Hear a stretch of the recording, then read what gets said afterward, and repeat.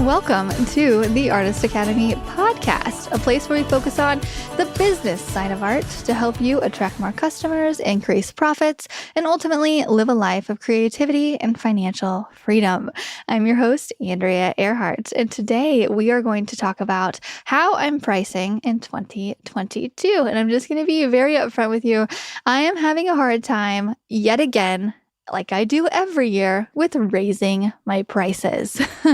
I think that every year we should be raising our prices as long as it, aligns with our productivity, if we've gotten better, faster, and really if you've painted for a whole year, we're all getting faster. We're all getting better at our craft. All those hours that we put in the past year, I'm really just talking myself into it. Okay, guys. But as I'm talking you into it, I'm really just giving myself a pep talk here. I have put in the hours. I deserve to get paid even more. But this past year, I raised my rate to $100 per hour, which is crazy. It blows my mind away. And all the time when I say that out loud, I always think how I made $5 and some cents working at this tiny little diner in the tiny hometown.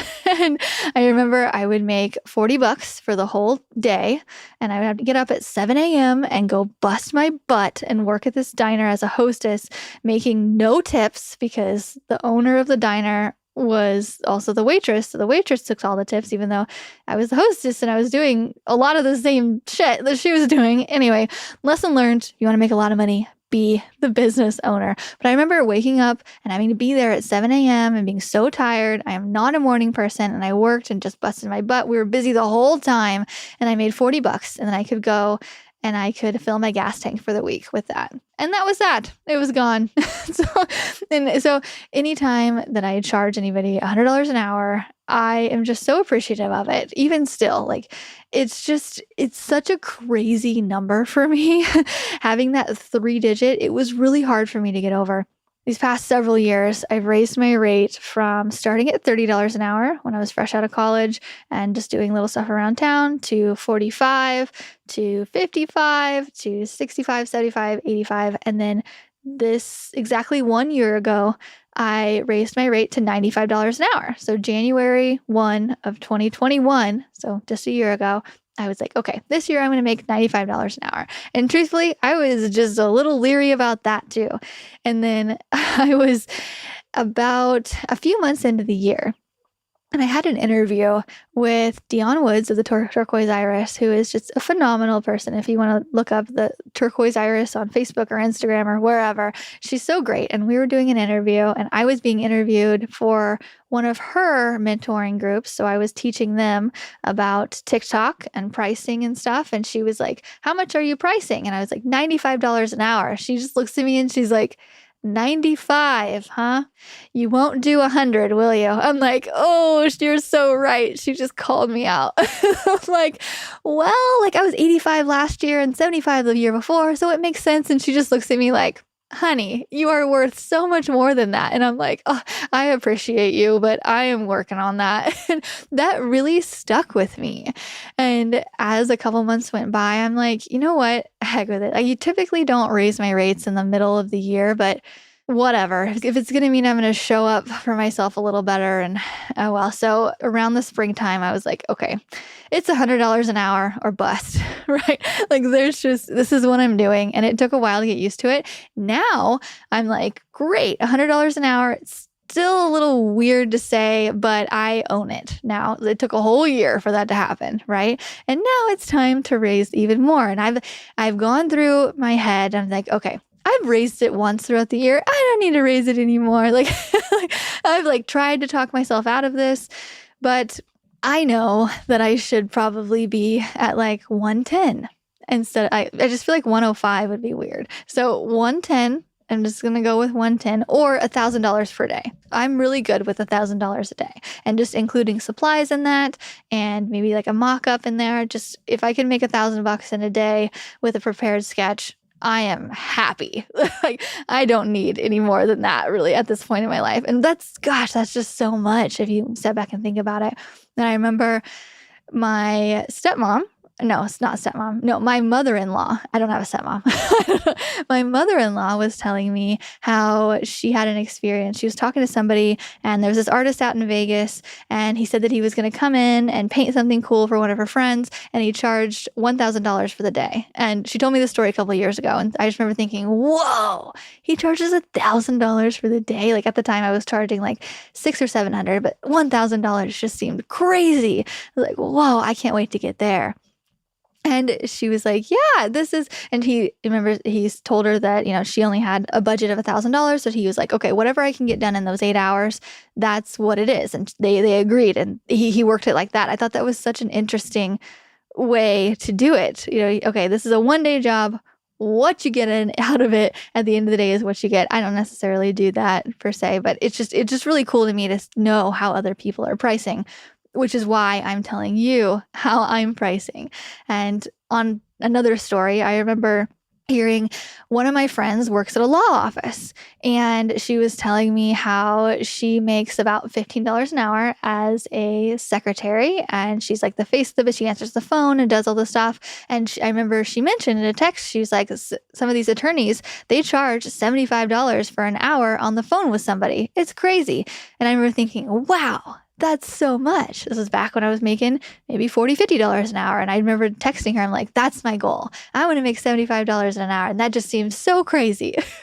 And then a year or so later, raised it up to 75, and now we're at 100. And it's just crazy. And sometimes I'll text Murals by Whitney. She's down in Houston, and she is an artist, a muralist specifically, who is a couple years ahead of me. So it's really nice to talk to somebody like that. And just recently I asked her what she was charging. And last year we had this conversation because we'll text sometimes, and sometimes she'll send me some projects that she's working on, or I'll send some projects that I'm working on. And I'm like, hey, how much would you charge for this? Or she'll say it to me too, like, hey, I'm wanting to bid $2,000 for this. Do you think this is fair? And I'll be like, oh yeah, or no, or what. But most of the time I'm like, yeah, charge more. Because it's easier. Like whenever, it's just easier to get feedback from another artist than it is just to make all the decisions on your own, right? So highly encourage anybody to get a pricing buddy like that, or just use the Artist Academy Facebook group. Be like, hey guys, this is a safe space. I'm thinking about charging this for my work. What do you think? It just helps to have some kind of validation. So that's what me and Whitney do. And I was telling her about my mental block about charging $100 per hour. I was like, I just had all these thoughts in my head. I was like, no, like I live in an area where the cost of living is really low. Like I don't need to charge over $100 an hour. Like that's just too much for here. And she's like, no, you can do it. Because she was telling me how she's in Houston, which is a bit bigger. And so I was using that as an excuse. Like, no, like bigger businesses are there.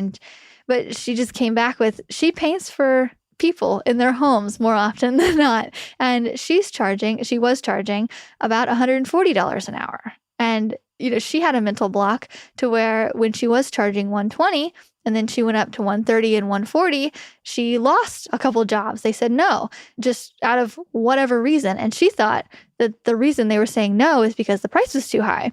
So she went back down. She's like, oh no, nobody's going to let me charge $140. So I'm just going to go back down to $120. And then she just realized after a while, no, it's not the price at all. People will actually pay that. And that's what I'm worth. So we all do this. I remember the first time I charged $75 for an hour, and I just threw it out there and they said yes. And I was like, oh, holy crap. Okay. But I know I'm worth it. I know I've put in the hours, and I know that I can deliver a really good product in a really decent amount of time too. I'm very quick now. And so I just have to tell myself this too. So I just want to say, no matter what level you're at, it's weird charging more every year, or it is for me. If it's not for you, good for you, but it is for me.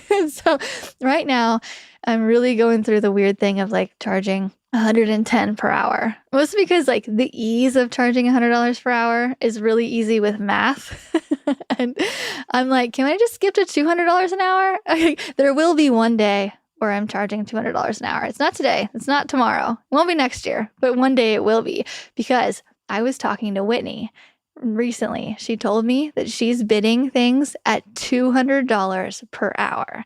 Granted, she has her mom with her too. And so her mom, it's like a really cute mother-daughter duo team. And so she gets things done a bit faster that way. But she's so worth it anyway. Like her stuff is so good. She's so fast. And so I look at her and I'm like, if she can do it, I can do it. So I'm hoping you look at me and you're like, if she can do it, I can do it. There's all these different levels, but it's all the same. We're all going through the same doubts. We're just used to it a little bit more. So this year, I'm officially making $110 an hour. I'm just going to put it out there because my product is getting better and I'm getting faster. So repeat after me.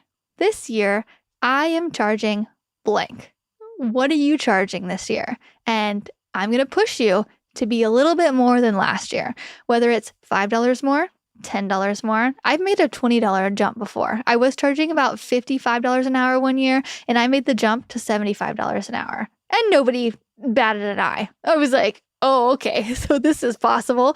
But I'd also had a lot of years of experience. I was very fast at the time. I just felt weird about charging that much. So what's the number that you think you should be charging this year?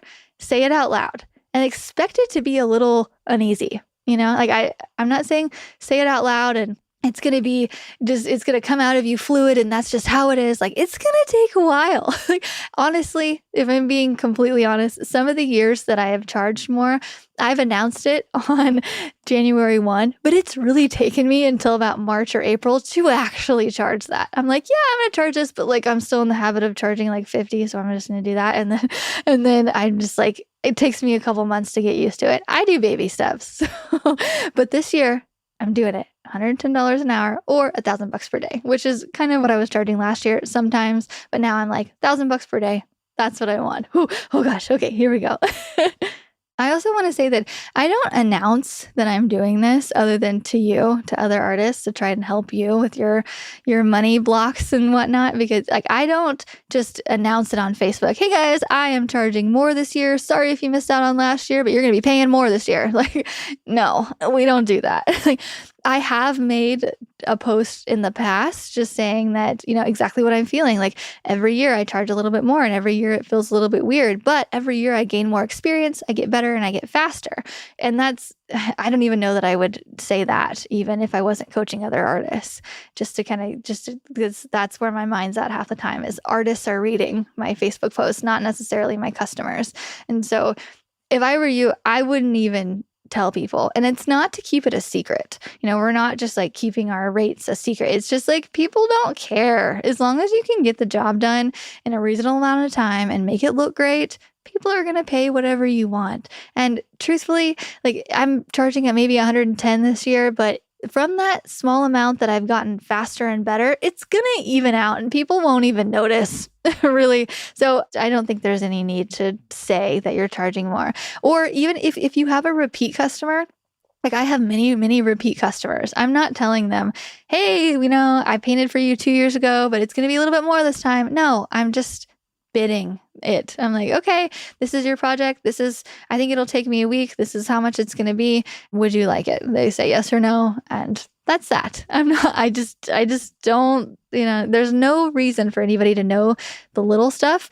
Keep it simple. It's like the KISS method. Keep it simple, stupid. They just want to know what it costs. They want to have great turnout, and that's that. But if you need a pricing guide or like more of a walkthrough of how to price, I always say that there are two ways to price things: by size and by time. I've been talking about the time method because to me, time is our ultimate currency. It's what we're spending away from our families and all of that. So I want my time to equal out, but there's also the size method. But if you go to artpricingguide.com, that is artpricingguide.com, you can download the art pricing guide, basically, that just shows you how to do the size and by time. And you can figure out what works best for you.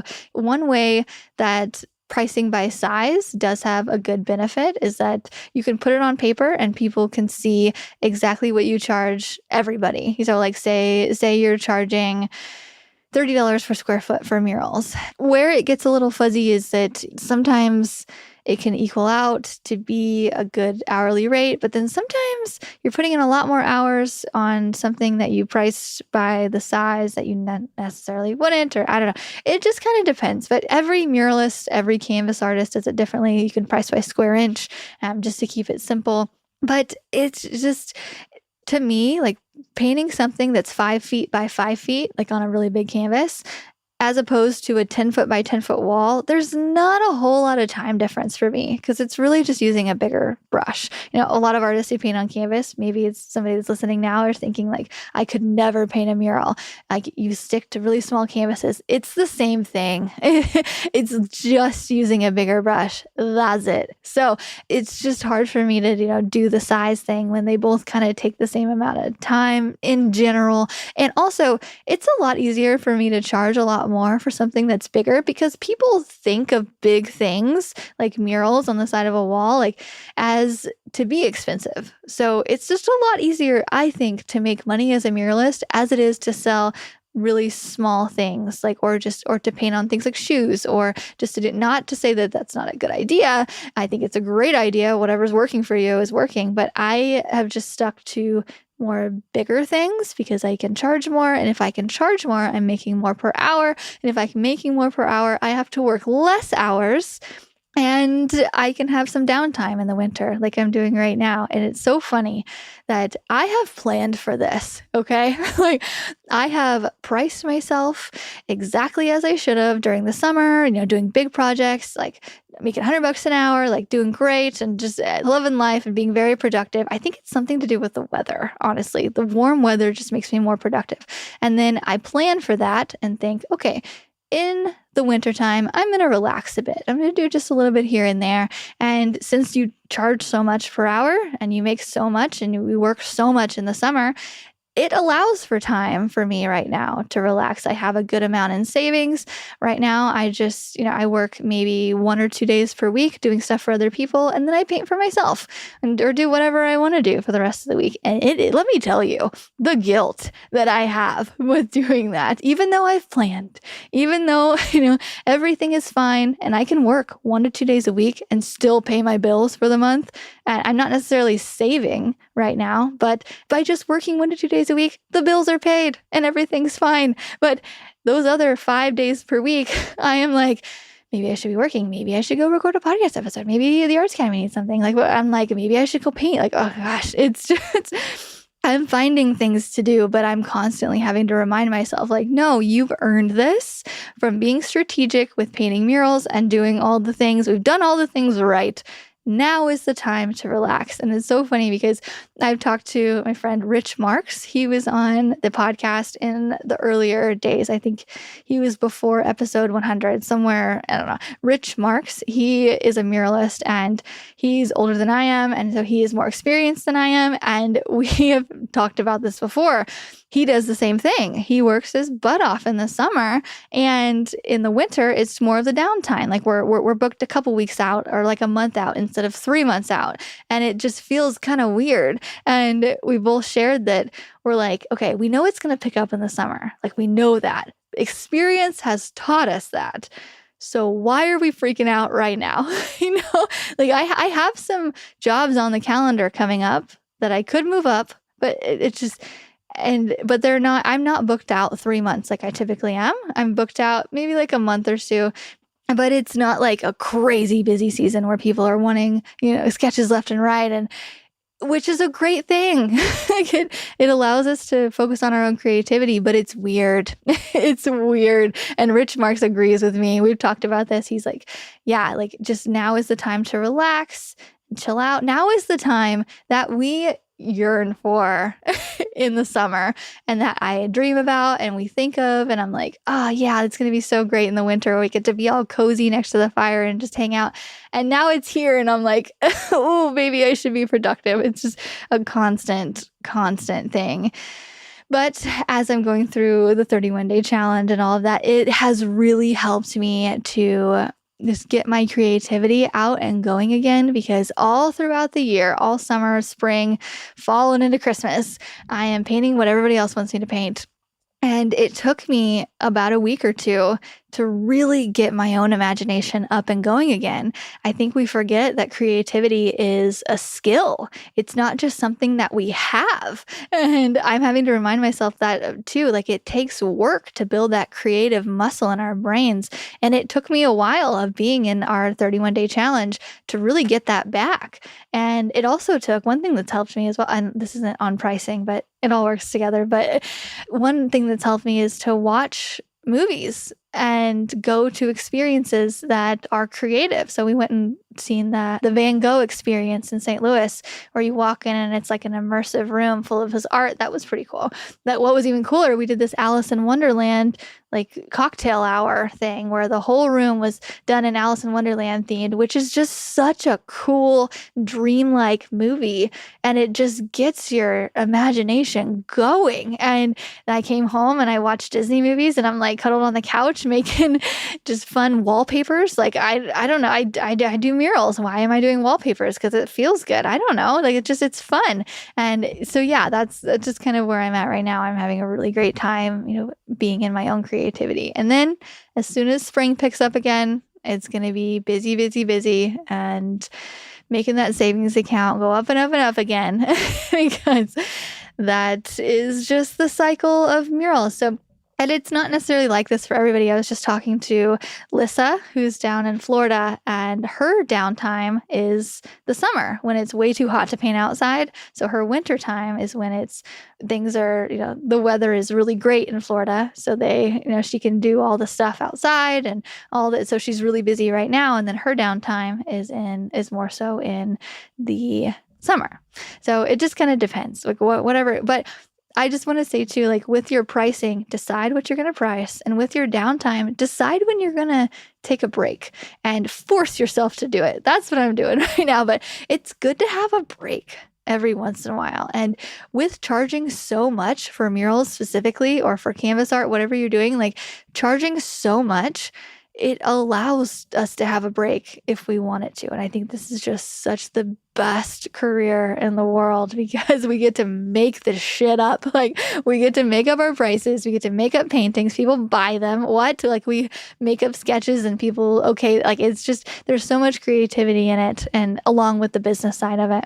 So just to recap before we end this, raise your prices, figure out what your price for this year is going to be, say it out loud, and it should be a little like, oof, can I do that? Like, oof, should be a little bit more than last year, I think.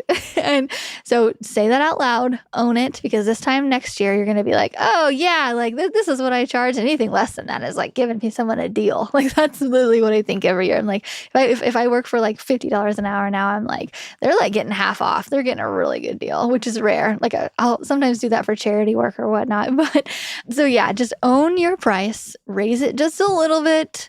And if you need some help, post in the Artist Academy Facebook group if you're in the advanced group or the free group.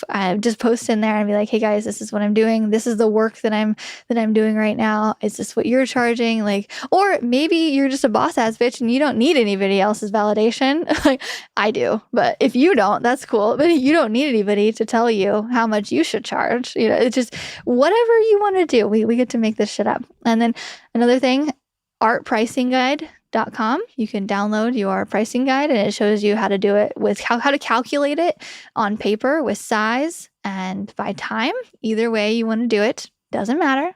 And then lastly, I just want to encourage you to take a break while you have it, or schedule that break. Schedule it in your calendar. Make the money and then live the life, just that's why we make all this money, right? Is to live a life that we want, to either travel, that's my ultimate freedom, right? To be able to book a flight wherever I want to go for however long I want to go. That is my ultimate freedom. Or to just chill out like for a week. I remember in the summer, I specifically said out loud, like, I want to just have a staycation where I just stay at home. There's nothing to do. And I'm so excited about it. And now my time is right now to do that. So I'm forcing myself. But yeah, put it on your calendar. Make your money and then take some time to do whatever the heck you want to do, but put it on that calendar as like a studio day. I now have a ton of studio days on my calendar. So that way, when I first glance at my calendar, there's a bunch of like little dot marks on, days that I have planned. So whenever I go to schedule something new, I'll look at a free day that doesn't have a dot mark. Even though I know those dot marks just say studio days to do whatever the heck I want, I will still avoid those little dot marks and make it on an empty day. But I have to go through, I went through and marked my entire year for studio days, like I went and marked sometimes entire weeks out of the month. Like in March, I have just a whole week that I gave myself a studio day or a studio week. I'm like, you deserve this. Like, I'm going to work really hard for 3 weeks and then I'm just giving myself a studio day, and I guarantee I'm going to forget that it's on there.